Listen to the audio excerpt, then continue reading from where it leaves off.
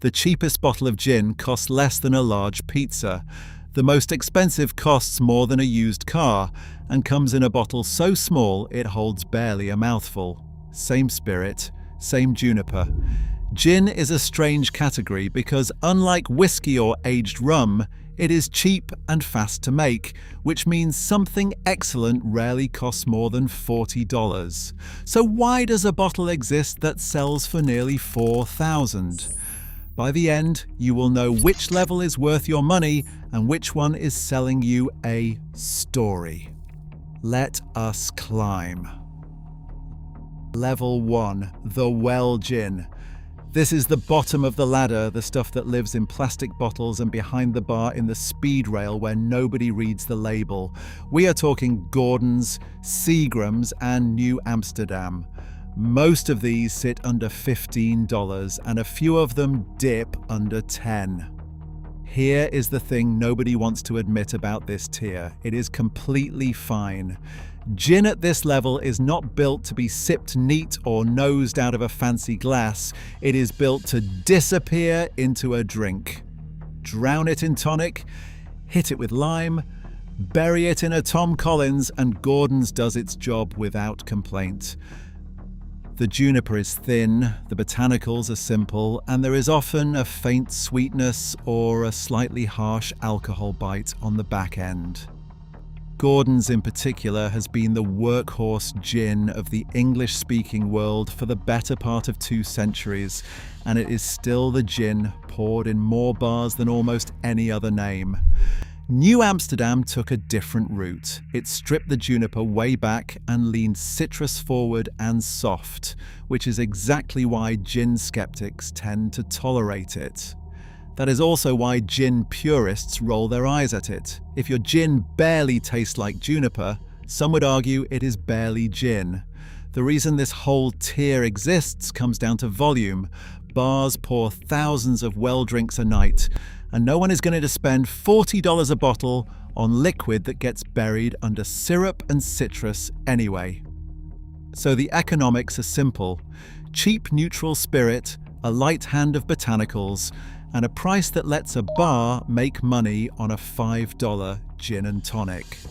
If you want one budget name that punches above its price, Gordon's export strength at 47% ABV is a genuinely capable bottle that costs almost nothing and holds up shockingly well in a cocktail. Either way, this level has a job, and it does it for pocket change. What it will not do is reward you for paying attention. Level 2, the everyday London Dry. Now we step onto solid ground. Somewhere between $20 and $30, you reach the tier where gin stops being a mixer and starts being a proper spirit. And this is where 3 of the most important names in the entire category live: Tanqueray, Beefeater, and Bombay Sapphire. These are the benchmarks, the bottles every bartender knows by heart. Beefeater is the one to understand first because it is the purest example of what London Dry actually means. And London Dry is worth understanding because it is not a place. It is a legal style with real rules.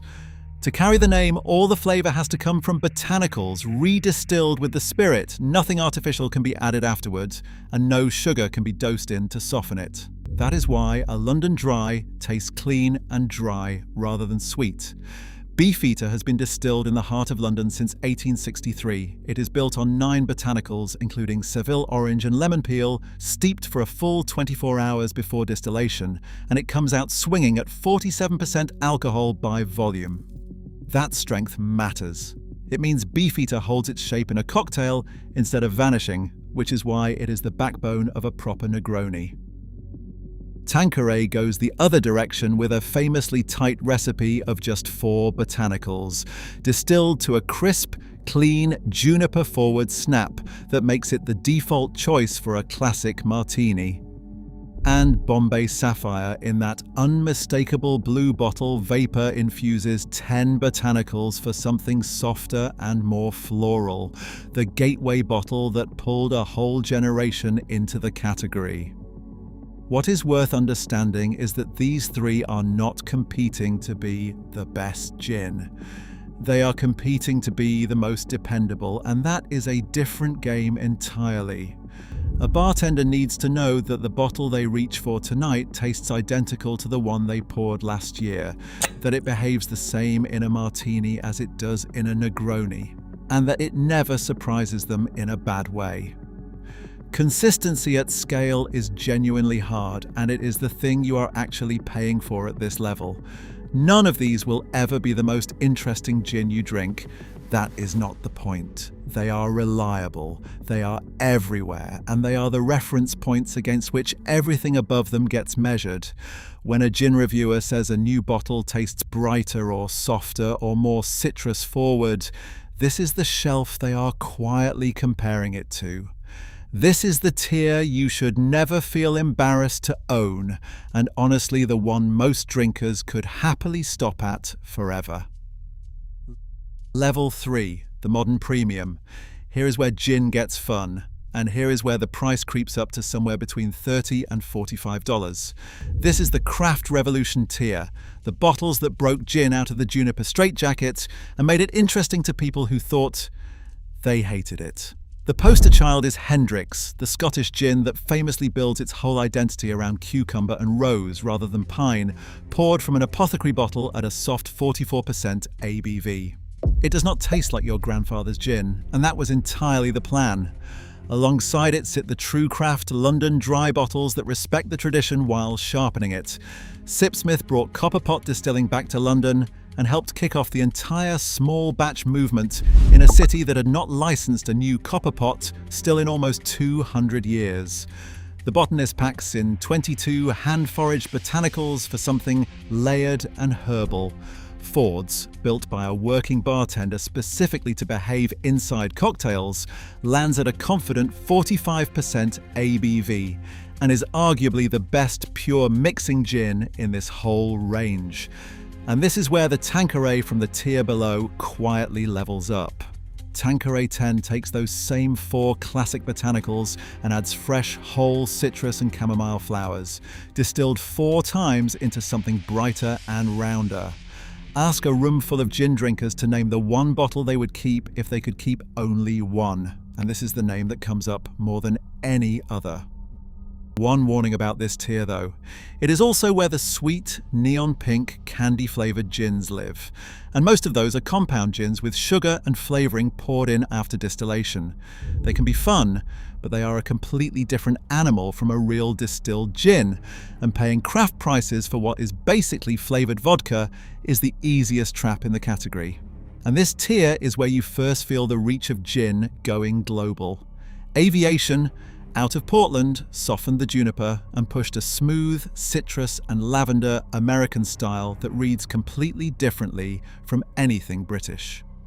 Roku, from Japan, folds in sakura flower and yuzu and sencha tea for a delicate, precise profile that could only come from that country. What unites this whole level is intent. Every one of these bottles is trying to say something specific, and for an extra $10 or $15 over the everyday tier, you can taste the difference the moment it hits the glass. This is the sweet spot where most drinkers should be shopping. Level 4. The enthusiast tier. Now the numbers start to sting a little, somewhere from $45 to $75, and now we are buying gin the way people buy single malt. This is the collector shelf, the bottles you pull out to show off rather than to mix into a rushed gin and tonic. The headline act is Monkey 47, made deep in the Black Forest of Germany from a genuinely absurd 47 botanicals, bottled at 47% alcohol by volume, and packing so much complexity that a lot of people find it overwhelming in a simple mixer. This is a gin you are meant to slow down for. Sitting near it, you find Nolet Silver, the floral, raspberry-tinged premium from the oldest surviving distillery in Holland, a family that has been making spirits since 1691. From California comes St. George Terroir, a gin that tastes like standing in a redwood forest, built around Douglas fir, bay laurel and sage at 45% alcohol by volume, so uncompromising that the distillery itself calls it a forest in your glass. And this is the level where Japan makes its serious statement with Kino B. Distilled in Kyoto around rice spirit and native botanicals like yuzu and hinoki wood, a gin that treats terroir the way fine wine does. The through line at this tier is that you are no longer buying a mixer. You are buying a gin worth sitting with, one where every extra dollar is going toward a distiller trying to make you notice something specific. Some of these are almost too loud for a simple gin and tonic, and that is the point. They are made to be studied. Monkey 47 is the perfect example of the divide this tier creates.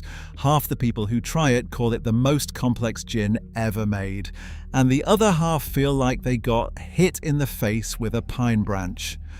Both reactions are correct.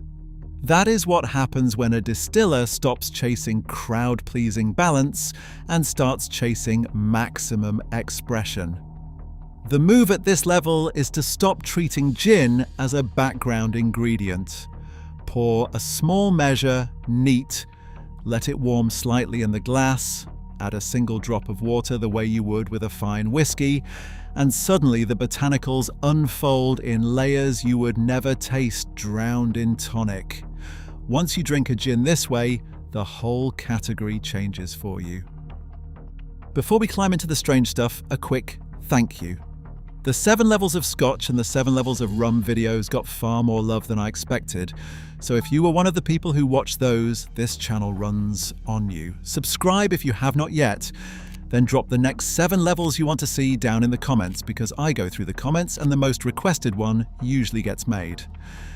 Now back to it, and this is where things get weird. Level 5, the specialists. This level is not really about price, it is about strength and technique, and it splits into 2 directions that both push gin somewhere the standard bottle never goes. The first direction is Navy strength. There is a real story behind that name. In the days of the Royal Navy, gin was stored next to the gunpowder, and if a barrel leaked onto the powder, the crew needed proof the powder would still ignite. Gin bottled at or above 57% alcohol by volume would let the powder catch fire, which is where the phrase gunpowder proof comes from. Today, Navy strength gins like Plymouth Navy Strength deliver that same muscular 57%, and the point is not to get you drunk faster. It is that the higher proof carries the botanicals louder and further, so a Navy strength Negroni punches through the vermouth and the bitter Campari instead of getting buried. The second direction is barrel aging. Take a clean gin, rest it in a used whiskey or wine cask for a few months, and the juniper picks up vanilla, oak, and a golden colour that makes people mistake it for a light whiskey. It bridges 2 worlds, and it is one of the most underrated things you can pour into an old-fashioned. This tier also quietly points back to gin's own ancestor, the Dutch spirit called Genever, the malty, barrel-friendly grandfather that gin descended from in the first place. And there is a third specialist style hiding here that most drinkers have never tried. Old Tom Gin is the missing link between the sweet, rough spirit of the 1700s and the bone-dry London style we drink today. It carries a touch of sweetness by design, which makes it the historically correct gin for classic cocktails like the Tom Collins and the Martinez, drinks that were invented before dry gin even existed. Pouring a modern London dry into those recipes is technically wrong, and once you taste them made properly with an old Tom, you understand why the style refused to die. Level 5 is where you stop drinking gin as a category and start drinking it as a craft. Level 6, the luxury allocated. Now we leave the world of bottles you can just walk in and buy.